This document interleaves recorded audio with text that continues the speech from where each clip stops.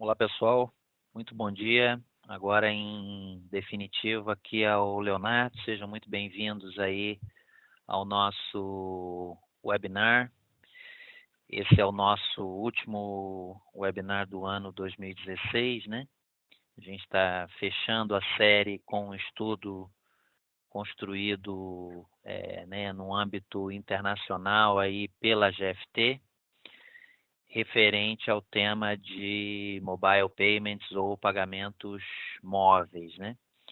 Para quem ainda não teve a oportunidade de participar dos nossos webinars, né? É uma iniciativa que nós aqui na GFT desenvolvemos com bastante regularidade, no sentido de compartilhar com vocês alguns das pesquisas, dos conhecimentos que são desenvolvidos pela empresa em suas várias operações, né? Nós estamos hoje presentes em 14 países, o que nos dá uma cobertura bastante ampla de diferentes tendências que estão acontecendo aí pelo mundo, e procuramos, né, dentro desse aspecto, compartilhar aí com o público brasileiro essas tendências e essas boas práticas que observamos nos vários mercados que participamos, né? E esse exemplo do mobile payments aí é um exemplo bem relevante a ser compartilhado com todos vocês.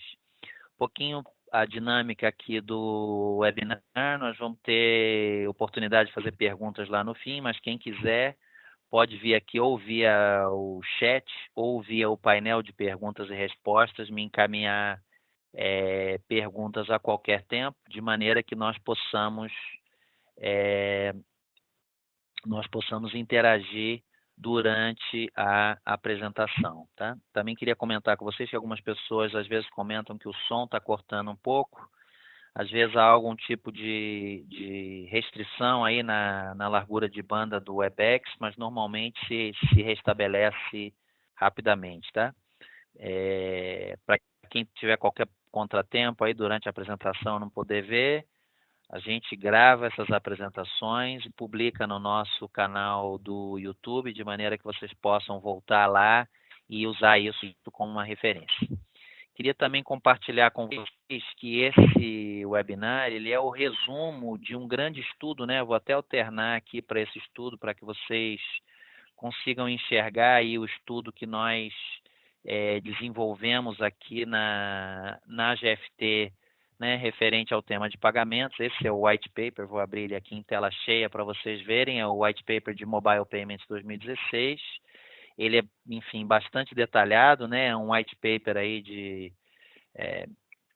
quase 40 páginas que vão entrar em todos os detalhes, inclusive falar de estudos específicos de vários países. O que a gente vai passar nesses próximos aí 45, 50 minutos é um grande resumo desse white paper. Nós vamos passar para vocês na sequência né, amanhã, muito provavelmente, o link para quem estiver interessado em fazer o download desse white paper e entrar em mais detalhes sobre o estudo, tá? E ali, enfim, tem bastante mais fundamentação e detalhes que aqueles de vocês que estiverem interessados em se aprofundar, acredito que vai ser bastante interessante, né? Então, hoje aqui o que a gente vai passar com vocês são esses quatro grandes tópicos, né? Então, primeiro, um resumão executivo do que a gente enxergou nesse estudo, né? É importante comentar com vocês que é a segunda vez já que a GFT desenvolve esse estudo. O anterior tinha sido há praticamente 5 anos atrás, em 2012.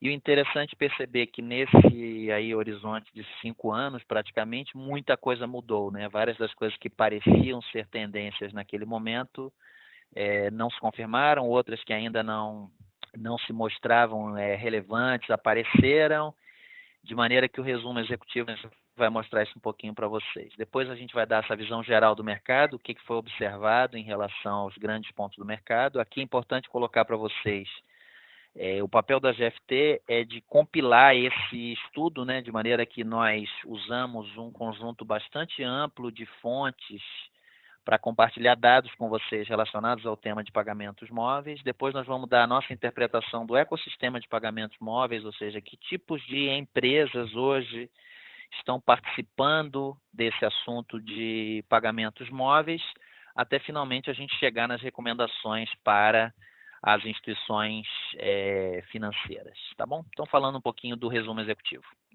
Como eu falei para vocês, esse estudo, ele, né, mostrei lá no PDF, é um estudo feito pelos profissionais da GFT, que produz esse, né, Blue Paper, White Paper de Mobile Payments. E aqui são os principais pontos que a gente observou no estudo, né? Primeiro, dispositivos móveis, como vocês já constataram, tem hoje uma altíssima penetração no mundo inteiro, né? Os números são muito altos de penetração no mundo inteiro, vários países acima de 100%, ou seja, pessoas que detêm mais de um telefone, né? Eu estava vendo recentemente aqui no Brasil, muito recentemente, a primeira vez que diminuiu o número total de linhas, até porque diminuiu algumas questões de afinidade, pessoas que eram clientes da mesma operadora, esses benefícios diminuíram ou foram, né, expandidos para de outras operadoras. Mas você pega alguns números aí, por exemplo, a Espanha tem 110%, a China tem 76%, então é a maior base instalada de todas, né? Segunda coisa que já parecia ser uma tendência e que se concretiza, uma parcela muito significativa dos telefones são os smartphones, ou seja, eles estão dotados de recursos que permitem eles terem interações de dados com boa usabilidade, essencialmente. É isso que a gente fala, eles podem carregar aplicativos, eles podem ter uma inteligência específica, e essa proporção, como vocês veem aí, é muito ampla, ou seja, a faixa que se trabalha hoje é de 51% a 67% de todos os telefones móveis serem smartphones, né? O outro lado da moeda, evidentemente, é que ainda existe uma base muito grande de telefones mais simples, né, do ponto de vista do seu alcance tecnológico, e vocês vão ver já já, até por um tema da África bem interessante, que isso não é um impeditivo, por exemplo, para que serviços de pagamento sejam habilitados, né? Eles são mais simples e eles propiciam outros tipos de funcionalidades a quem trabalha com eles, né? NFC se firmou como um padrão no mundo inteiro, ou seja, o tipo de comunicação estabelecido por NFC sendo o grande vetor de padronização, né? o maior vetor de padronização do ponto de vista de tecnologia, né? Ainda observando um tema muito forte de regulação, tanto na União Europeia quanto nos Estados Unidos. Na União Europeia, quem participou aí do último webinar, a gente comentou bastante sobre a PSD2, né? A PSD2 é uma regulação muito forte, especificamente construída para o tema de pagamentos, e que de fato impacta inclusive os serviços digitais dos bancos e APIs, porque a PSD2 força com que as instituições financeiras liberem APIs de uma série de dados específicos de clientes e suas transações para o mercado como um todo, ou seja, regulação atuando de uma maneira muito, muito, muito forte no assunto de pagamentos comum dos serviços financeiros possíveis. E do ponto de vista de aplicações, né, ainda não se estabeleceu um padrão que virou, digamos, o único padrão predominante, né? PayPal é reconhecidamente um líder em vários mercados, né? PayPal tendo iniciado pelo tema do pagamento na web, né? Mas se desenvolvendo para o pagamento móvel e aparecendo como um potencial líder e um potencial padrão futuro, já sendo um player muito significativo em muitos lugares, mas ainda não existe um único dominante global, né? Aí já começando a entrar um pouco no campo das opiniões aí da GFT, a gente entende pela atual situação, e vocês vão ver essa argumentação ao longo do webinar, pela atual situação do mercado e a complexidade da cadeia de valor, etc., estabelecer uma cooperação entre players é um driver muito forte para conseguir market share, e isso ainda é difícil, vocês vão observar ali, também a gente argumenta isso ao longo do webinar, vocês vão ver um pouco essa história. E, finalmente, o que aparece ser uma tendência também, um desenvolvimento mais amplo do tema de mobile wallet, né, de carteira móvel, e essa carteira móvel sendo, digamos, um grande vetor para a entrega de um conjunto mais amplo de serviços financeiros e não financeiros, né, de alguma maneira relacionados com o gerenciamento da vida financeira do cliente, né? E a grande conclusão disso, ela vai aparecer em tudo, né? Apesar de pagamento não ser tipicamente uma proposição de valor em si, ela habilita a realização de vários negócios pelo veículo móvel, né? Ou seja, se eu tenho um veículo para pagar através do meu dispositivo móvel, eu consigo fazer uma série de negócios no meu dispositivo móvel. Então, esse é o grande resumão executivo, tá bom? Passando então para a visão geral do mercado, eu vou conferindo aqui se alguém tem perguntas. Algumas pessoas estão comentando sobre o som, mas é como eu falei, o som ele tem às vezes algum tipo de intercorrência. Muito bem, então comentando um pouquinho com vocês, já entrando na visão geral do mercado, né? Primeiro, o tema da relevância do dinheiro, né? Então vocês vão ver, isso é uma matéria aí do principal jornal de negócios de Frankfurt, aí desse ano, 6 de fevereiro de 2016, onde ele comenta um pouco ainda sobre a relevância do dinheiro dos demais meios de pagamento, comparando alguns lugares, né? Então, por exemplo, na Espanha, tem uma brincadeira de que a nota de 500 euros é o Bin Laden, né? Todo mundo conhece, mas ninguém nunca viu, né? E quem que fala isso? Fala que, bom, na Espanha existia uma ideia de, primeiro, prestígio social, segundo, dinheiro e algumas vezes não declarado, circulando através de notas de 500 euros, que continuava sendo, né, de distribuição muito, muito ampla. Tinha mais na Espanha do que em qualquer outro país, ou na soma da zona do euro. Segundo ponto, os britânicos estão insistindo em usar dinheiro ali, vizinho, super próximo da Espanha, né? Aí vocês veem, primeira vez em 2014, feitos mais pagamentos sem dinheiro do que com ele. Aconteceu pela primeira vez há 2 anos atrás. Ou seja, muita gente na Inglaterra, vocês vão ver que são olhando um país isoladamente, são os líderes, né? Em montantes totais, vocês vão ver que na Ásia a gente tem uma liderança, mas um país único de pagamentos móveis, a Inglaterra é a líder. Passou o dinheiro pela primeira vez, outros meios de pagamento. Os americanos, né, olhando aí os Estados Unidos, usam notas e moedas em 40% de todas as compras, ou seja, ainda é o meio de pagamento preponderante. E aí coisas engraçadas, né, igualmente surpreendente saber que 40% dos jovens entre 18 e 24 anos preferem dinheiro. Então a gente diz, poxa, dinheiro é uma coisa de quem é de outro tempo, etc., né? Mas isso não é verdade, ou seja, as pessoas vão fazer pequenas transações, por exemplo, nos Estados Unidos ainda existe muito o conceito de utilizar dinheiro. O que significa, gente, né, se a gente for pegar uma visão ampla de tudo isso que está coberto nessa matéria, é de que diferentes meios de pagamento vão continuar convivendo por um longo, longo tempo, ou seja, desde o inicial do dinheiro, os cartões de crédito e débito, enfim, todos os meios que a gente tem disponíveis, incluindo os pagamentos móveis, vão continuar a conviver. No entanto, do ponto de vista de tendência, vamos ver alguns números relevantes aí relacionados com o assunto de negócios móveis e pagamentos móveis. Então, assim, grandes números, primeiro aí do lado direito. 5,2% do mundo realizando pagamentos móveis. Esse é o grande número estimado para esse ano.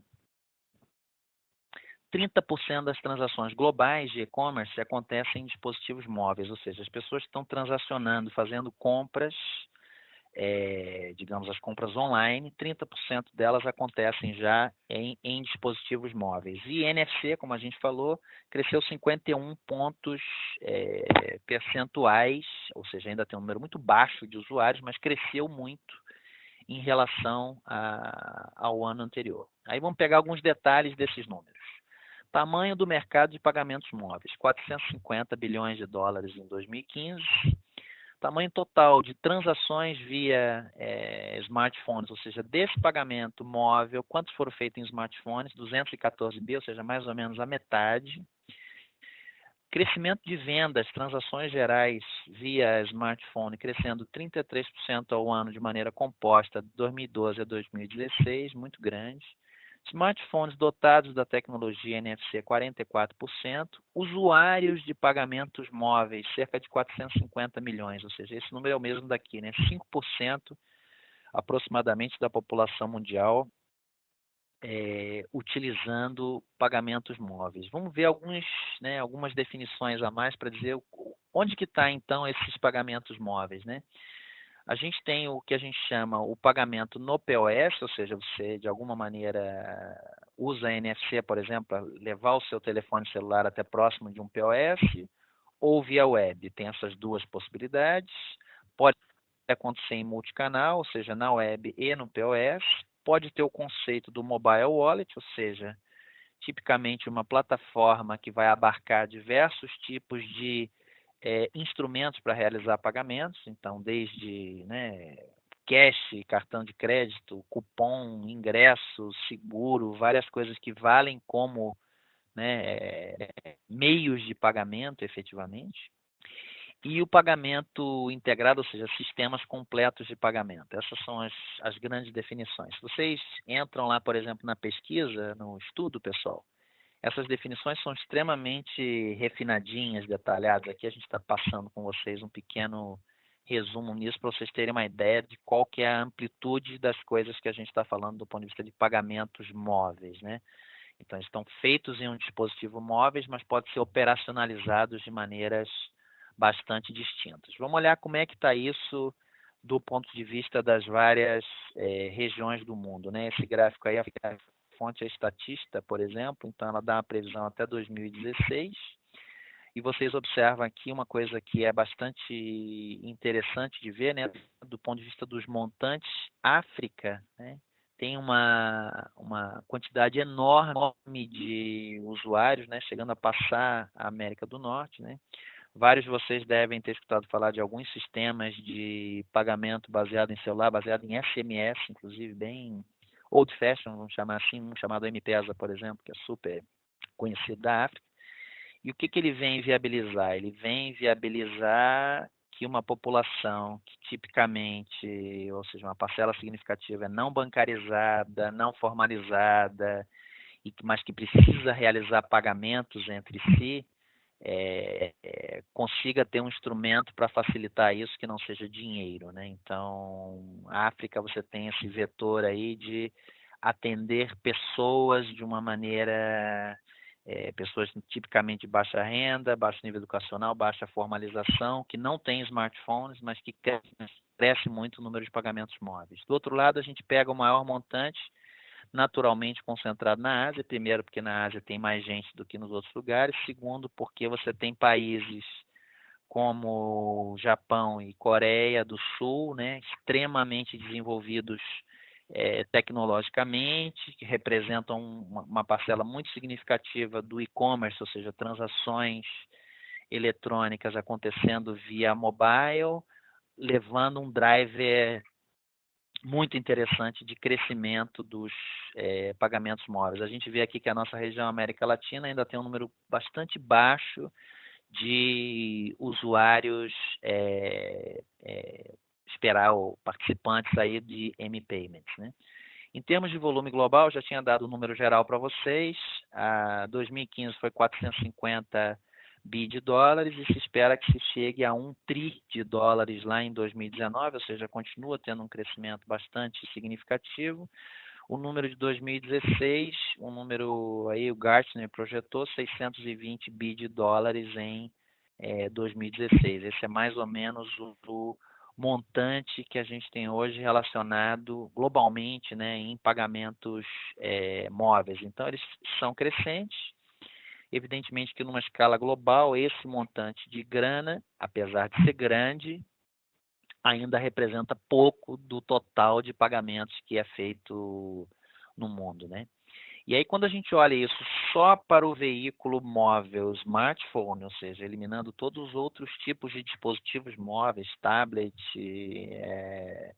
telefone não, smartphone, etc., é mais ou menos a metade, ou seja, dos 450 bi, 214 foram smartphone, um pouquinho menos da metade, ou seja, o veículo mais relevante dentre os dispositivos móveis é o smartphone para realizar pagamentos móveis. Aqui é aquele número que eu estava comentando com vocês agora há pouquinho, ou seja, você pega um país que nem Japão ou Coreia do Sul, a quantidade, a proporção das transações de e-commerce feitas em dispositivos móveis é muito significativa. Você vê que esse número ainda é de 2014, né? Ou seja, praticamente 2 anos atrás, mas vocês observam que, por exemplo, Japão e Coreia do Sul são super líderes aqui. Certamente, se a gente tivesse uma fotografia de eles estariam ainda mais à frente. Eu também já comentei com vocês que Reino Unido é individualmente, do ponto de vista de pagamentos móveis, o maior utilizador, e aqui está outro vetor importante, ou seja, a quantidade de transações de e-commerce feita no dispositivo móvel também é muito significativa. O nosso Brasil, lá em 2014, estava em cerca de 10%. Antes de eu seguir aqui, eu vou dar uma checadinha se alguém gostaria de fazer alguma pergunta. Algumas pessoas reportam que o som voltou bem. Se alguém quiser fazer pergunta, pessoal, via chat ou via perguntas e respostas, tá bom? Então, seguindo aqui um pouquinho com vocês para dar uma perspectiva aí de algumas estatísticas interessantes entre vários países. Como eu disse para você, e volto a reforçar, lá no nosso estudo, naquele PDF detalhadinho, a gente tem a fundamentação de onde essas coisas vieram, mais detalhes, principais players, etc. Tá bom? Mas aqui a ideia é dar um resumo para vocês, né? Então, falando um pouquinho primeiro, né, Estados Unidos, PayPal é o líder reconhecido, NFC já estabelecido como padrão, ou seja, essa comunicação entre o dispositivo de pagamento e o celular feita via NFC, grande uso de QR Code, não sei se alguns de vocês já viram esse tipo de solução, né? Quando você está, por exemplo, dentro de um varejista, você termina de fazer a sua compra, você recebe, por exemplo, uma notificação com um QR Code, aquilo já é o veículo para você pagar, né? Então, ele já tem ali o que você consumiu, o sumário da sua conta, e a maneira de você pagar. Como a gente já tinha falado, regulação muito forte nos Estados Unidos. Já o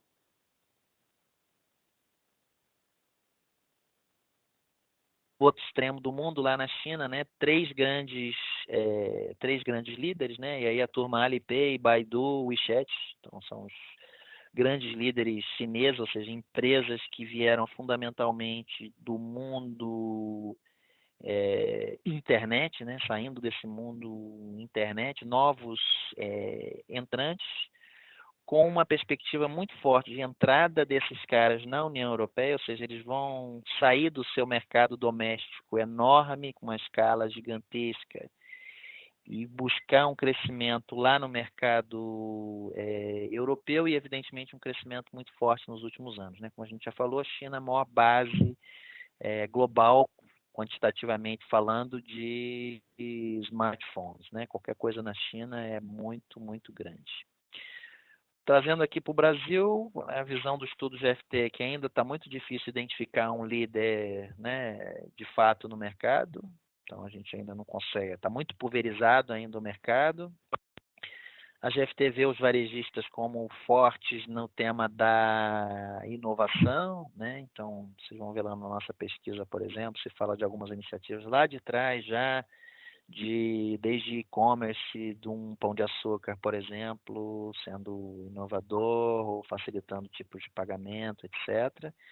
E dispositivos móveis, ainda crescimento nos últimos anos, como eu falei para vocês, linhas de maneira geral diminuindo no Brasil, mas dispositivos ainda tiveram crescimento nos últimos anos. No ponto de vista da Inglaterra, é o maior uso de todos em termos globais, o PayPal também é o número 1, ou seja, né, a região atlântica ali, Estados Unidos e Inglaterra, PayPal é o número 1, NFC também como padrão. E aí aparecem duas coisas bem interessantes, né? Primeiro, a Inglaterra está trabalhando muito forte nos temas da autenticação por meio de biometria, né? Então, os Touch ID da vida, crescendo como uma maneira de autenticação. E isso dá confiança, vocês vão ver que isso é uma das conclusões, dá confiança ao cliente, né, ao usuário, a trabalhar aquele meio de pagamento. E o conceito do ponto de venda contactless, ou seja, o próprio NFC ou outro tipo de padrão sendo operacionalizado no ponto de vendas. Eu tenho uma pergunta aqui do Tiago Muriel. O Tiago pergunta: qual o número de pagamentos realizados via NFC no Brasil? Eu não tenho esse número não, Tiago. Eu acredito que essa estatística aqui no Brasil ainda não existe, tá? No nosso estudo, eu estou seguro de que ela não conseguiu ser trabalhada. Obrigado aí pela pergunta ao Tiago.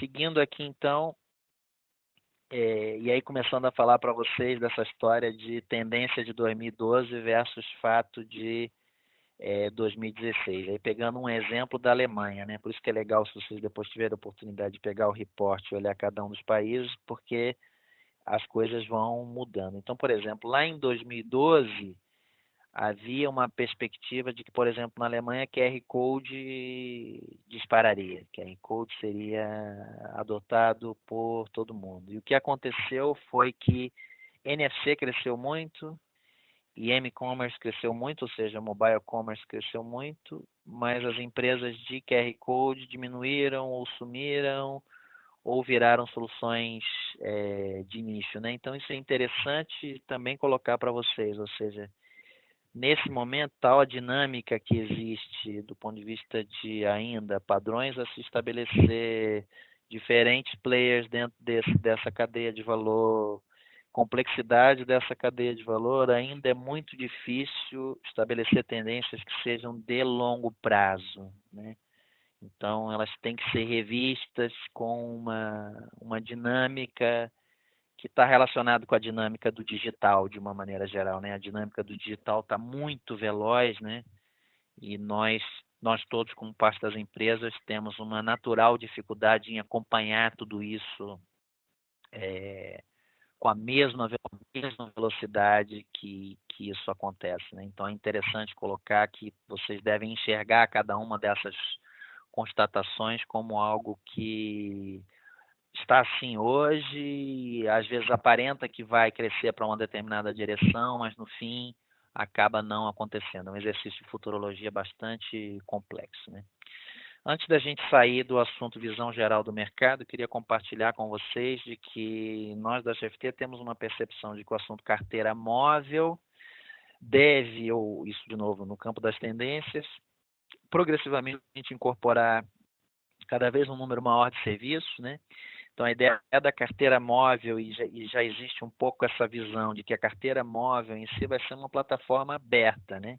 Isso chega a ser uma ideia de um open source, mas a ideia é de um padrão aberto, onde vários tipos diferentes de provedores de serviços poderão se plugar, ou seja, você como usuário, né, carrega um app de carteira móvel no teu celular, e dentro daquilo você pluga os teus vários, entre aspas, fornecedores de serviço. Então, por exemplo, eu poderia ter uma carteira móvel no qual eu carrego os meus pontos Smiles, tudo azul, múltiplos, carrego DOTS, carrego o meu cartão pré-pago de refeição, carrego o meu cartão de débito do meu banco, carrego o cartão de crédito Visa, Master, Amex, levo o Bitcoin e também uso o bilhete único de São Paulo, porque eu uso o bilhete único ou bilhete integrado do metrô, ou seja, todos esses serviços embarcados em uma plataforma de carteira móvel, né? E para isso, o tema do desenvolvimento dos padrões e da interoperabilidade entre esses vários players aí que fazem parte dessa cadeia de valor de pagamentos precisa ser amadurecida, que é o que a gente vai ver um pouco na sequência na visão de ecossistema, tá bom? Então isso a gente está enxergando aí de uma maneira muito interessante. Teve um comentário aqui, deixa eu pegar o comentário aqui. O Sérgio Luiz falou do múltiplos do quilômetro de vantagem. Exatamente, todos esses vários programas de relacionamento, né, de vários tipos de companhias aí que estão no Brasil, né? Então, se a gente voltar ali, eu citei alguns, né? Eu falei mais os 10 originalmente relacionados com companhias aéreas, mas seguramente aí, Sérgio, obrigado pelo comentário, isso vale também para qualquer outro tipo de programa de fidelidade, né? Eu falei do DOTS aqui, que é teoricamente multiplataforma, o quilômetro de vantagem, que se iniciou numa distribuição de varejo, ou o Premia da Petrobras, enfim, todos esses caras carregados aqui debaixo do programa de lealdade, né? E aí, se a gente pensar, nós como usuários, né, nós somos beneficiados disso, porque hoje é um inferno, né? Eu quero saber quantos pontos eu tenho num determinado programa, eu tenho que entrar lá no site dele, ou entrar no app dele. Eu não consigo ter uma visão, né? Eu, como usuário, eu gostaria de ver tudo isso junto, quantos pontos eu tenho, quanto dinheiro eu tenho, quantos bitcoins eu tenho, como é que eu vou usar essas várias coisas. Eu vou usar bitcoins para pagar a minha passagem aérea, ganho meus pontos e vou comprar um liquidificador, sei lá. Ou seja, a gente quer ter essa facilidade, é uma conveniência que faz sentido para todo mundo, né? Então, obrigado aí pelo comentário do Sérgio. A Bruna Oliveira pergunta: será abordado pagamento mobile pessoa jurídica? Ou seja, os representantes legais da empresa efetuando os pagamentos das movimentações via smartphone? O Bruna, na pessoa jurídica, né, normalmente a gente tem algumas dificuldades adicionais em função dos temas de representação, né? Ou seja, o famoso firmas e poderes, né? Que todas as instituições financeiras tratam, né? O que a gente tem observado, falando da pessoa jurídica, da experiência digital da pessoa jurídica como um todo, eu não vou me referir nesse momento exclusivamente ao tema pagamentos, mas falar da experiência da pessoa jurídica como um todo. Como as pessoas jurídicas naturalmente são, né? As pessoas jurídicas são abstração, né? Elas são formadas por nós, por pessoas físicas que estamos aqui trabalhando e que de alguma maneira representamos as companhias. E nós, como pessoas físicas, né, estamos cada dia mais gerenciando a nossa vida e tendo mais serviços no meio digital, de maneira que as expectativas hoje das pessoas jurídicas, quando a gente está atuando como uma pessoa jurídica, cada vez se aproximam mais, né? No Brasil a gente tem, ou no Brasil, qualquer lugar, né? Dependendo das dimensões das pessoas jurídicas que a gente está falando, elas se confundem quase do ponto de vista da sua estrutura com uma pessoa física, né? Tem as super pequenas, tem as pequenas e médias empresas e tem até as corporações. Então, eu diria para você que não tem nenhuma cobertura específica não, mas todos os serviços que hoje a gente está observando no nível da pessoa física, eles também acabam virando uma expectativa no nível da pessoa jurídica, crescendo aí a complexidade por conta dessa história de poderes e representação, e que tipicamente vão impactar em algum tipo de workflow, né? Ou seja, as autorizações precisam ser feitas de maneira conjunta ou sequenciada por pessoas que representam as empresas. Então a gente vai ver isso no futuro acontecendo também, tá bom? Obrigado pela pergunta aí da Bruna. Vamos entrar aí no nosso terceiro tópico, que é o tema do ecossistema de pagamentos móveis, ou seja, quais são as empresas, os tipos de empresas participantes desses ecossistemas. Então, vamos falar um pouquinho. Bom, primeiro, como vocês estão vendo, grandes tendências, né? Como grandes tendências, o que está acontecendo, a carteira móvel ali em cima já mostrou isso um pouco, né? É que o ecossistema relacionado ao negócio de pagamentos está ficando cada dia maior e está ficando cada dia mais complexo, né? Então, se em 2012 a GFT dizia, olha, o grande player potencial disso aqui é uma operadora de telecom, né? Um Mobile Network Operator. Vocês vão ver várias vezes no estudo lá, MNO, Mobile Network Operator, que é uma telco, né? Hoje, esses caras sozinhos, a gente já enxerga que eles têm dificuldade de operar. Eles precisam de vários outros elementos para efetivamente ter a relação com esse usuário final, né? Então, nós, como cliente, fazendo os vários tipos de relações financeiras que temos, nos relacionamos com os vários estabelecimentos, né, comerciais aqui, fazendo muitas coisas diferentes, né, dentro de uma rede social, em transações normais, dentro de um portal, fazendo uma compra online, dentro de um e-commerce, dentro de um m-commerce, etc. A rede de pagamentos envolve, de novo, um montão de gente, né? Os provedores específicos de pagamento, como a gente já citou o PayPal várias vezes, os bancos, que são os mais tradicionais, as instituições financeiras tradicionais, os próprios fabricantes de smartphones, os players novos que estão entrando aí de grandes empresas de internet, fintechs. Então, isso é interessante a gente observar que essa rede está cada dia mais complexa até chegar efetivamente na sua, né, no seu settlement aí dentro dos bancos, né, na sua resolução dentro dos bancos. Isso, ainda falando um pouquinho desse ecossistema, a gente observa, isso é um resuminho aí, está dentro desse slide para vocês, como a gente já tinha colocado, apesar de alguns padrões cada vez mais se firmarem, ainda tem padrões concorrentes, né? Então a gente falou, a PayPal está liderando em vários lugares, mas estão entrando Apple Pay, Android Pay. Será que como é que isso vai afetar um cara que nem um PayPal? Estão entrando os chineses por aqui, né? Falando para vocês da autenticação, né, acontecendo via biometria, via impressão digital aqui, né? A ideia de que, puxa, só com PIN está perdendo força, porque as pessoas sentem confiança na impressão digital. De outro lado, vocês vão dizer, poxa, mas isso traz novos requerimentos do ponto de vista do smartphone, ele precisa suportar esse tipo de autenticação. É fato, mas se a gente olhar para daqui a 3 anos, quantos será que vão suportar uma coleta de uma impressão digital, né? Também falamos que as empresas que estão envolvidas com isso estão cada vez mais diversificadas, foi o que a gente viu anteriormente, já falamos um pouquinho de NFC. E aí vem a história da cooperação, que a gente tinha comentado bem lá no início, na introdução da nossa conversa aqui, né? A GFT considera que para estabelecer participações significativas de mercado, né, nível nacional, nível global, as parcerias são cada vez mais relevantes, mas elas são difíceis de acontecer, né? E por que as parcerias são relevantes? Porque se a gente olha hoje para a cadeia de valor como um todo, começando de cima, né? A gente não enxerga nenhum player tendo todas as competências para resolver o problema de pagamento sozinho, né? Então, se a gente pegar o banco, às vezes ele não tem a capacidade de operar a rede móvel, não tem a capacidade de operar a rede móvel, às vezes não tem a capacidade de operar a rede móvel. A operadora de telecom não opera a compensação dos pagamentos. A operadora de cartão não consegue trabalhar sozinha também a parte de telecom e a parte do settlement, ou seja, ninguém tem todas as competências, né? As bases de clientes estão disjuntas, etc.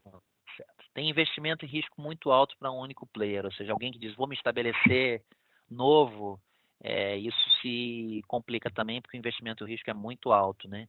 E o que está acontecendo em muitas situações, né, apesar da gente ter uma cadeia de valor que nem essa aqui que eu mostrei para vocês, ou que pode ser mais detalhada em vários tipos de players, existem muitas soluções hoje no mercado que eliminam etapas da cadeia de valor simplesmente porque eles criam um modelo disruptivo, ou seja, eles saltam um elo da cadeia de valor eliminando um intermediário, né?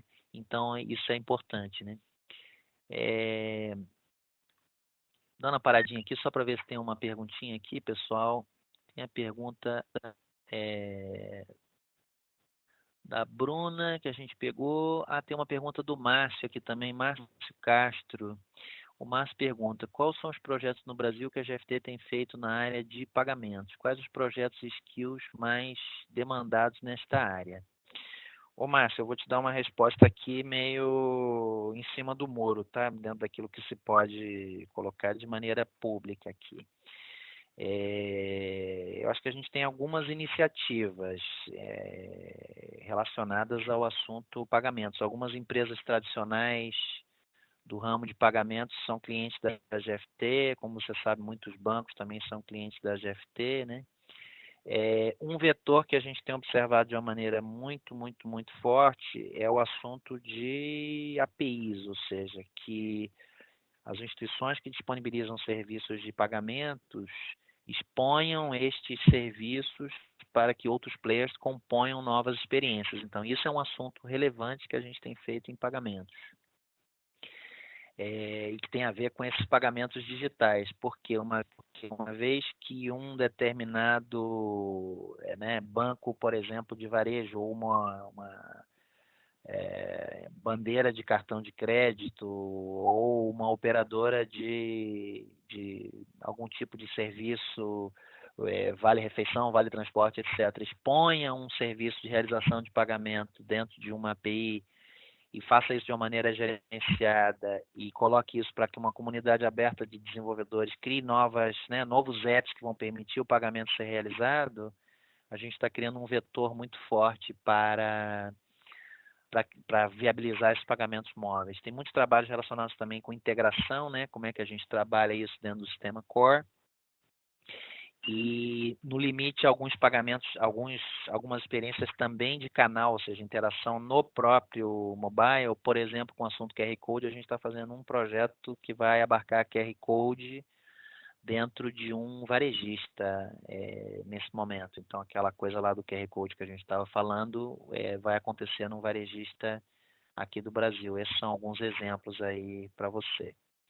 Então, voltando aqui, pessoal, o tema da cooperação, apesar de a gente entender que é um driver muito relevante para conseguir participação de mercado, ainda é bem difícil. Entrou uma outra perguntinha aqui, deixa eu dar uma olhadinha na pergunta antes de passar do comportamento dos players. Entraram duas. Uma só, a outra é da Bruna, que já tinha respondido. O Davi pergunta, Davi Silva, é possível identificar quem atualmente possui a maior competência no mercado?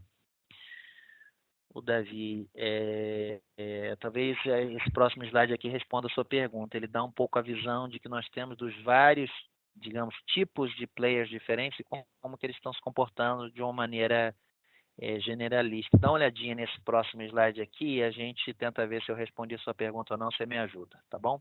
Então, falando um pouquinho do comportamento observado dos principais players aí, né? Então, a gente pegou 5 grandes, digamos, categorias de players aí, né? Bancos, bandeiras, telcos, fintechs e estabelecimentos e os provedores que vêm lá de outra indústria, né? De outro mercado, provedores de tecnologia. Então, primeiro os bancos. A gente observa que a estratégia que os bancos têm desenvolvido são baseados em operações conjuntas com algum tipo de player local e que eles veem como uma pressão competitiva significativa a entrada de players novos como Android Pay e Apple Pay, por exemplo. São ameaças para os bancos que vêm, digamos, de um competidor não tradicional. Esse cara vem numa situação de entrada que não é tradicional. O que os bancos ainda têm de muito forte, vocês vão ver as nossas recomendações ali para as instituições financeiras, eles detêm um patrimônio de confiança dos seus clientes muito, muito grande, né? Ou seja, isso é uma vantagem do player incumbente, né? Ou seja, eles detêm essa tradição de fazer transações financeiras dos seus clientes, né? Então, um novo entrante, apesar de ser uma ameaça, ele tem que vencer essa barreira da confiança, né? As bandeiras têm, né? Falando, por exemplo, Visa e Master, tem várias iniciativas espalhadas em vários países de acordos com telco, né? Ou seja, junto com algum tipo de operadora de telecomunicações, a Vodafone, por exemplo, é uma que tem vários acordos por aí, de ter uma solução conjunta atendendo um determinado país. Algumas delas têm projetos próprios, né? A gente viu na Olimpíada aqui o patrocinador, né? Que foi a Visa, mostrando a sua solução de pagamento móvel baseada no smartwatch, né? Por exemplo. Então, é uma solução própria, mas um trabalho interessante de juntar. As telcos, como eu tinha comentado já com vocês, na visão GFT perderam relevância, ou seja, elas tinham uma posição lá em 2012 no qual elas poderiam dominar o mercado, mas elas perderam essa janela de oportunidade. Hoje elas estão tentando se juntar com diversos players. Então aqui a Vodafone, além de ter, por exemplo, o tema com as bandeiras, tem o tema também com o PayPal, né? Fintech são os grandes caras reconhecidos como realmente inovadores, né? Ou seja, os caras trazem algum tipo de nova experiência, algum tipo de, enfim, pagamentos peer-to-peer, por exemplo, que eliminam qualquer tipo de intermediário, etc. Mas o problema deles é a escalabilidade, né? Ou seja, como é que eles vão conseguir ter uma escalabilidade para poder dar conta né, de manter de financiar o seu próprio investimento, né? Ou seja, claro, muitos deles são investidos por terceiros e recebem funding, etc. E as fintechs, os maiores concorrentes são os grandes players de tecnologia. Uma fintechzinha nova que abriu, o que, que ela vai concorrer? Ela vai concorrer com o Google Pay, com, né, o Android Pay, com o Apple Pay, com o Facebook, etc. Que são os caras que estão vindo, de novo, de uma nova indústria e que vem para realmente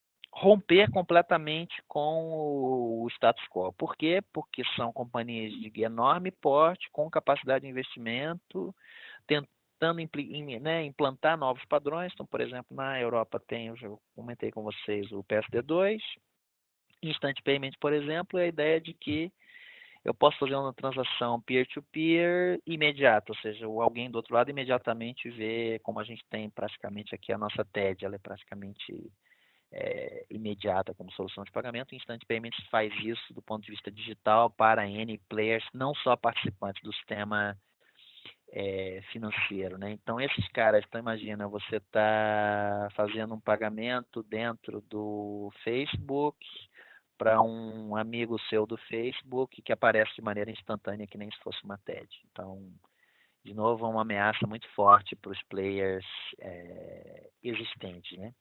E aí, olhando para os grandes players tecnológicos, né? O que acontece? Cada um deles, né? Olhando para esses vários aspectos aí, né? Controle do hardware,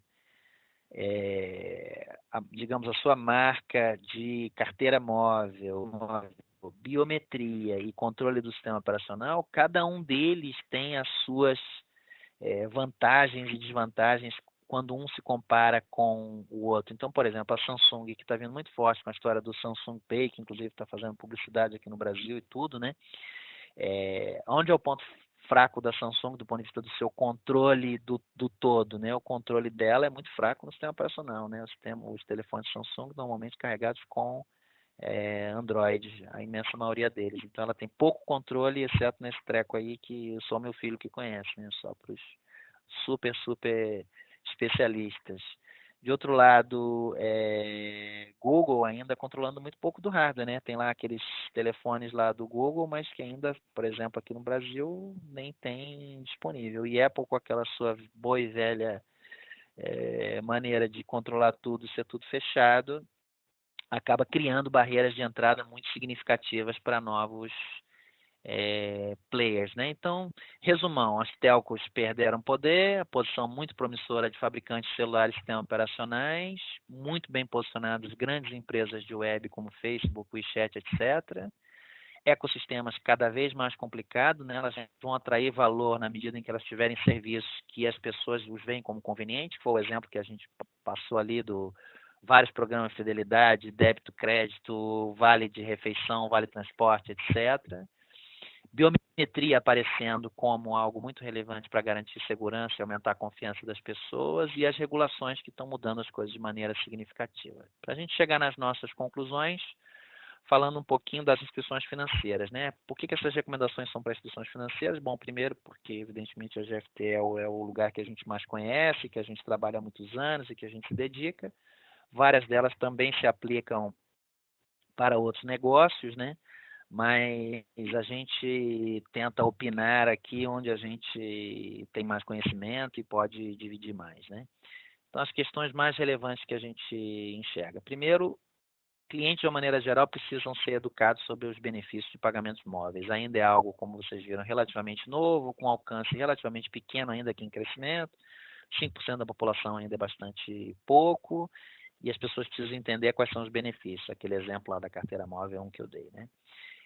A retenção de clientes, ou seja, pensando num banco que tem grandes bases de clientes, especialmente os bancos de varejo, né, grandes bases de clientes, a ideia fundamental é de que esses caras consigam reter as suas bases, não deixar que os novos players tomem essas bases para si, né? E o principal vetor de retenção é a user experience, ou seja, na medida em que esse cliente tem uma experiência boa para pagar usando os recursos do seu próprio banco, a gente entende que o banco pode prevalecer porque ele, de novo, já detém uma confiança muito grande desse cliente, né? A gente confia mais no nosso banco do que no Facebook para tratar do nosso dinheiro, naturalmente, porque isso é o que sempre aconteceu. Ou seja, o Facebook pode até conseguir fazer isso em algum momento, mas é uma quebra de paradigma, né? E é uma mudança cultural das pessoas. Biometria, como a gente já falou, aparenta ser algo muito relevante. De novo, hoje ainda limitado pela natureza do dispositivo, mas progressivamente sendo incorporado. E nesse sentido, não dá para pensar mais como banco tradicional. E isso, assim, na minha visão, eu que tenho vivido bastante os bancos aqui do Brasil especificamente, os bancos estão tentando efetivamente quebrar esses paradigmas dentro do digital como um todo, não é só para o assunto pagamentos, né? Estão tentando pensar de uma maneira distinta, pensar como uma companhia que pode tomar decisões mais arrojadas para entregar novas experiências no digital. Então, essa quebra de paradigma de pensar como um banco tradicional. A história do gamification aqui é um veículo de adoção, ou seja, como é que eu, de novo, pontuo os meus clientes, faço com que eles compitam entre si, faço com que eles tenham interesse em usar os pagamentos móveis de maneira a alavancar a adoção, né, das soluções, né? E, de novo, biometria e a segurança é um tema essencial. Se as pessoas não sentirem segurança, elas não vão utilizar. E Analytics aí é uma maneira de, evidentemente, conseguir entender o que está acontecendo e, ao entender o que está acontecendo, melhorar rapidamente os serviços, né? Então, é um pouco por aí. Tem uma pergunta aqui do Adriano Balbueno. Obrigado, Adriano. No caso da Microsoft, o Windows Phone já é carta fora do baralho? Olha, eu vou falar um pouquinho em perspectiva dos nossos clientes, cara. Ninguém mais se preocupa com isso, não. Acho que a base instalada ficou muito pequena, ficou muito de nicho. O número de aplicativos comparados com as plataformas que dominaram o mercado, Android principalmente, né, é muito pequeno. Então, se a gente for olhar para o mercado, sim, o Windows Phone já ficou uma carta fora do baralho. Eu não vejo as empresas se preocupando com isso, dizendo que tem uma obrigação de estar nessa plataforma, porque os volumes são muito baixos. Então, realmente, hoje, Android e iOS dominaram totalmente, né? Passando aí para as últimas conclusões, né? Estão falando aí de modelo de negócio, plataforma e colaboração. A primeira grande conclusão é aquela que a gente abriu lá o webinar, né? O pagamento em si raramente é uma proposição de valor de maneira isolada, ele vai abrir porta para um mundo inteiro do negócio móvel, né?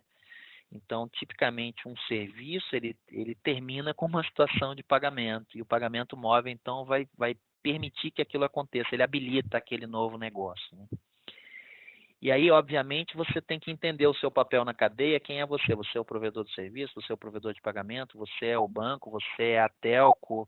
Qual o seu papel? Você é a fintech, né? Qual o seu papel nessa cadeia como um todo? E aí você tentar se diferenciar naquele seu papel, fazendo colaboração, ou seja, olhando para quem está ao seu redor e tentando estabelecer algum tipo de colaboração. E essa colaboração se dá com diferentes players, né? A gente está falando aí, ó, bancos colaboram com bancos, com provedores de pagamento, com fintechs, né? A gente tem um case na Itália, por exemplo, de pagamentos móveis. A solução foi feita junto com uma companhia chamada CIA, e para pagamentos person to person, né, de pessoa a pessoa, essa solução se tornou a solução de fato do mercado italiano, né, porque ela acabou sendo feita por um consórcio de bancos, né? Então, esse consórcio de bancos viabilizou essa história, né? Testar novos modelos de negócio é algo que pode fazer muito sentido, né? Então, nessa hora, a parceria com a fintech ou algum tipo de relação com a fintech pode fazer muito sentido, simplesmente para assegurar que se alguma coisa, né, vira de uma maneira significativa, você já faz parte dela, né? E eu também já tinha comentado ali no assunto plataforma e mudanças, etc., que como ainda é muito difícil estabelecer tendências que são de longo prazo, você tem que se preparar para a mudança, né? Então, a gente está falando muito do Agile, a gente tem que entender como que a gente vai conseguir reagir rapidamente e mudar as características dos nossos produtos na medida em que as coisas acontecerem. Então, isso é bastante relevante. Mas estabelecer uma marca, né, para tentar criar algum tipo de fidelidade de uma base de clientes também é algo muito interessante, né? Tentar estabelecer isso aí é algo muito interessante. Pessoal, é isso aí. Esse é o nosso grande resumão. A gente está aí com 54 minutos. Antes de eu encerrar, eu queria ver se alguém ainda tem mais alguma perguntinha adicional. O Adriano agradece. Antes da gente fechar, eu vou esperar aqui para ver se alguém tem algum tipo de pergunta.